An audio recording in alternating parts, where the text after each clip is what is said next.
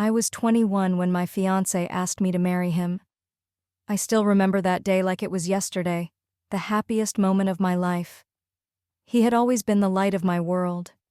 We grew up together, our families were incredibly close, and I couldn't imagine my life without him. We knew each other from preschool, and by the time we started dating, it felt like the entire town was celebrating. Our parents were thrilled. His family was like my own, and mine treated him like a son. He'd have dinner with us almost every night, and I'd spend just as much time with his parents. I had 2 older sisters, and he was close with them too, especially the middle one, Nikki. They shared a bond that I never quite understood. Nikki was always cold, distant, and hard to get along with even when we were kids. I loved her because she was my sister, but we weren't friends.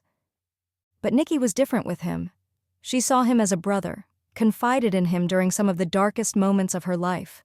Her battles with addiction, her run-ins with the law. He was her support system, the one person she let in. I should have seen the signs, though. Nikki was never someone you could trust fully, and I had learned that the hard way over the years. But I never imagined she'd be capable of what she did next. The proposal happened after years of being inseparable. He had been my rock through everything, including my anxiety struggles. Even when my mom made cruel comments about me gaining weight, saying he'd leave me, he defended me. He told her he loved me for who I was, not what I looked like. I was sure he was the one. We were only engaged for 6 months when everything unraveled. One night, out of the blue, Nikki suggested we go clubbing together. It was odd because we'd never done anything like that before, and frankly, Nikki and I weren't close. Still, she said she felt bad about being so distant and wanted to spend time with me. I thought it might be a chance for us to bond, so I agreed, even though clubbing wasn't really my scene. The night started off fine. We had a few drinks, loosened up, and I was actually starting to enjoy myself. Nikki seemed to be in a good mood, and for once, it felt like maybe we could have a sisterly connection. But things took a sharp turn when Nikki spotted a guy across the room. She was immediately interested in him, saying something about wanting to climb him like a tree. Classic Nikki. She went over to talk to him, but within minutes she was back, her expression sour. When I asked what was wrong, she said the guy wasn't interested in her. Instead, he wanted my number. I laughed it off, trying to make her feel better, telling her he was a loser and there were plenty of guys around who would be dying to get her attention. But she wasn't having it. She seemed angry, bitter even. After that, she told me she needed to use the restroom and then we could leave. I waited and waited, over an hour in fact, but she never came back. During that time, I had a few more drinks and suddenly I started feeling dizzy and disoriented. Something was wrong, but I couldn't quite figure it out. I figured Nikki had left without me, so I decided to just call a cab and go home. On my way out of the club, I ran into one of Nikki's ex-boyfriends. He offered to help me get home, saying he could share a cab with me. Given how lightheaded I felt, I agreed. But that's where my memory goes blank. The next thing I remember is waking up on a hard sofa in an unfamiliar apartment, my head pounding and my phone dead on the table in front of me.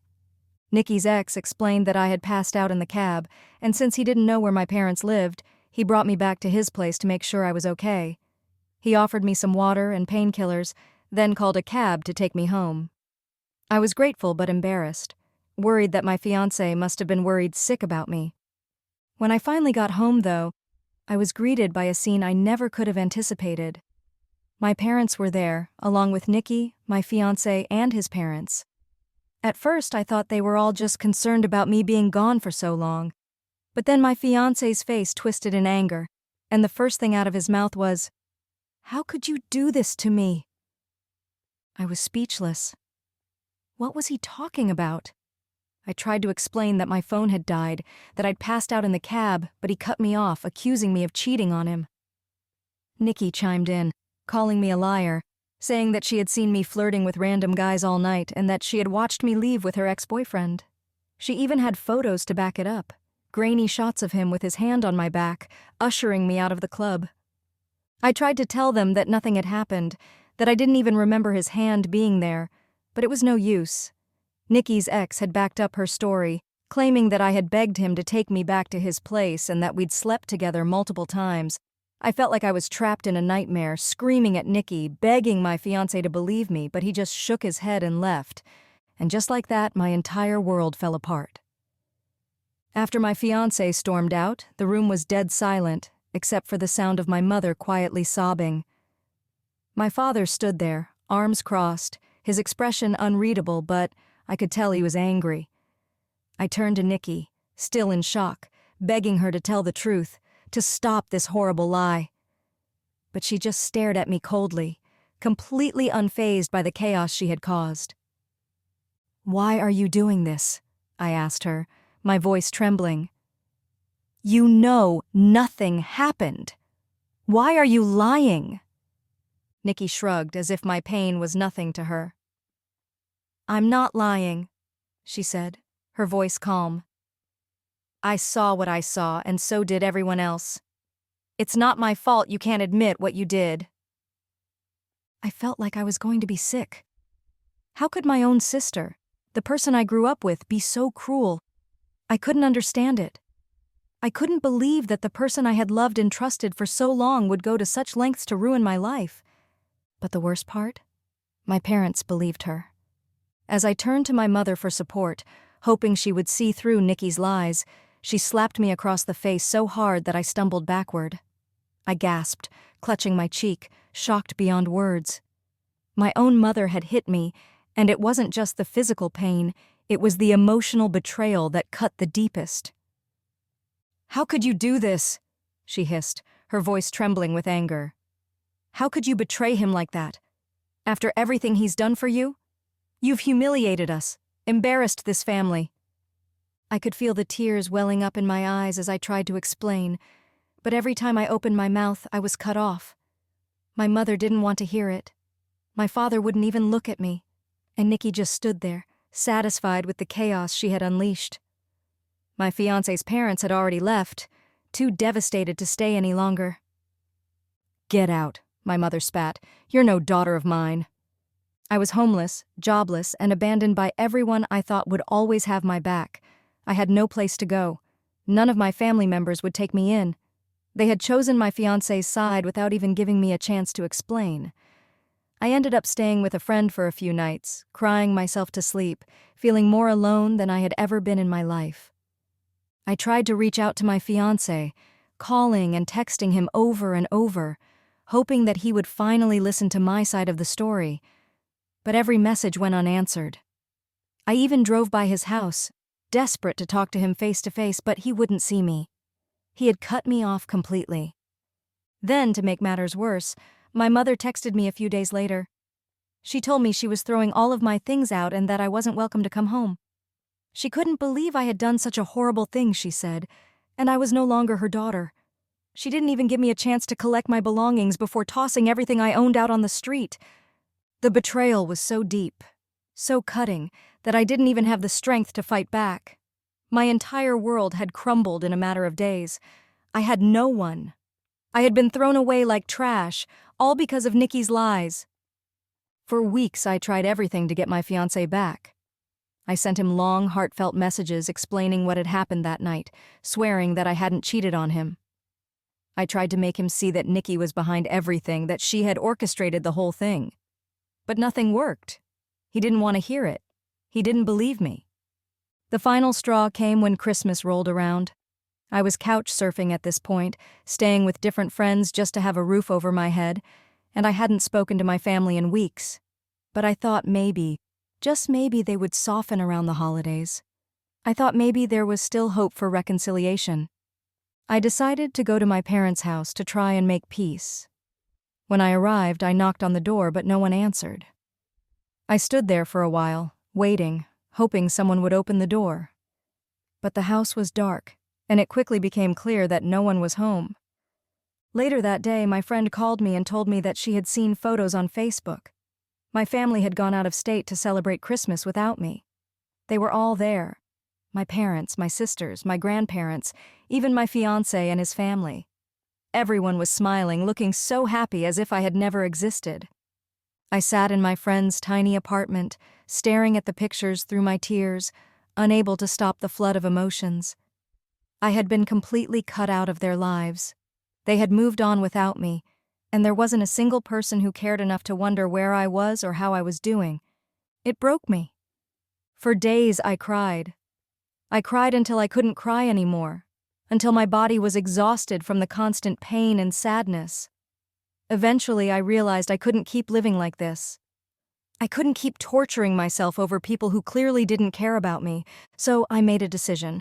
I blocked them all, my parents, my sisters, my fiancé, his family. I blocked them on every platform, cut off every line of communication.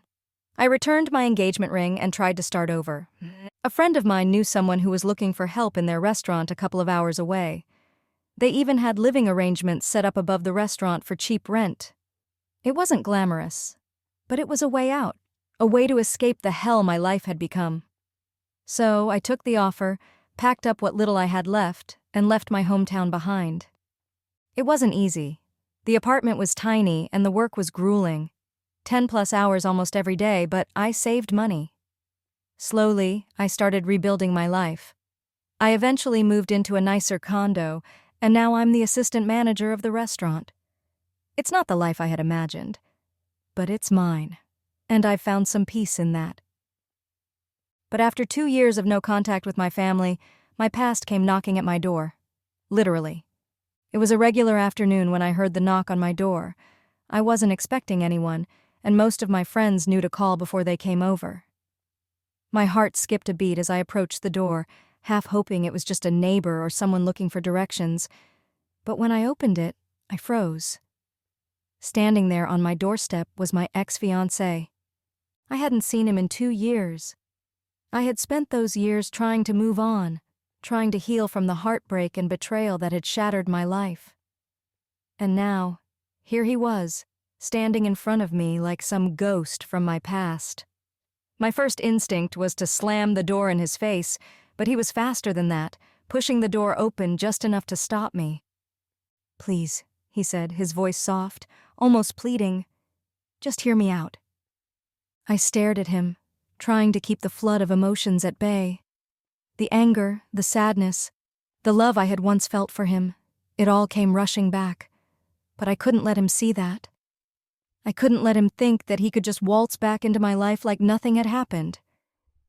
"What do you want?" I asked, my voice cold and distant. He sighed, running a hand through his hair. "I know I don't deserve to be here, but I need to explain. I need to tell you what happened." I crossed my arms, leaning against the doorframe. "Go ahead, explain. But don't think for a second that I've forgotten what you did to me."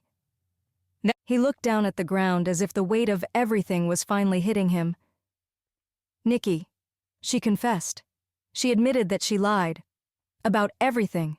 She told me. She told your family, everyone. She said she did it because she was jealous. Jealous of what we had, jealous of how happy we were. She found someone she loved, and I guess she finally realized how horrible it was. What she did to us." The air seemed to leave my lungs. I had suspected it all along, of course, but hearing him confirm it, hearing that Nikki had actually confessed, made everything feel surreal. I had spent 2 years of my life rebuilding from the ashes of that one night. 2 years of pain, loneliness, and betrayal, all because of my sister's lies. I shook my head, trying to process his words. "And now what? You come here to tell me this like it changes anything? Like it makes up for what you and my family did to me?" He stepped closer, his eyes pleading with me. "I know it doesn't make up for it, I know that. But I didn't know. None of us knew. We all believed her because she was your sister, and we thought she wouldn't lie about something like that." I scoffed, my anger boiling over. "You didn't even give me a chance to explain. You all just assumed I was guilty, assumed the worst of me without even hearing my side of the story. Do you have any idea what that did to me? You left me, my family threw me out, and I was completely alone because of her lies. And now you're telling me she just decided to confess because she found love? Like that somehow fixes everything?" Tears welled up in his eyes, and for the first time in years, I saw the man I had once loved, the man who had been my best friend, my rock. But that didn't soften the anger I felt. It didn't erase the pain. I know I messed up, he said, his voice breaking. I should have believed you. I should have trusted you. But I didn't, and I can't take that back. I've regretted it every single day since. I've been trying to find you, to apologize, to make things right. I shook my head, the hurt in my chest still so raw. And what about my family? What do they want? To apologize too? To sweep everything under the rug and pretend like none of it ever happened? He nodded. Yes, they've been trying to reach you. They want to make things right. Your mom, your dad, even your sisters. They all feel terrible about what happened. I laughed bitterly. They didn't care when I was homeless, when they threw me out with nothing. They didn't care when I was begging them to believe me, to listen to my side of the story.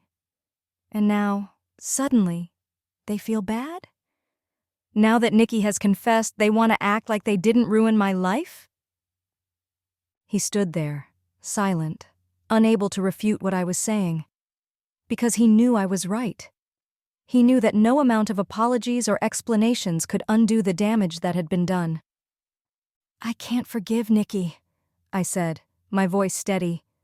She can rot for all I care. What she did was unforgivable. I understand, he said quietly. But what about your family? What about me? I looked at him, really looked at him. The man who had once been my everything. The man who had abandoned me when I needed him most. I didn't know if I could forgive him. I didn't know if I even wanted to. But the love I had for him, buried beneath layers of hurt, was still there, flickering like a faint ember. I don't know, I whispered. I don't know if I can forgive any of you. You all left me when I needed you. You didn't even give me a chance. And now you expect me to just... What? Welcome you all back into my life like nothing happened? He didn't have an answer. How could he? I need time, I said finally. I need time to think about all of this. He nodded, his eyes filled with sadness. Take all the time you need. I just wanted you to know the truth. And I'm sorry. For everything. With that, he left, leaving me standing in the doorway, my heart a tangled mess of emotions. That was days ago, and I've been a wreck ever since. I don't know what to do. I don't know if I should let them back into my life or if I should keep moving forward without them. They hurt me so deeply, but they didn't know the truth. Do I forgive them or do I keep the door closed forever?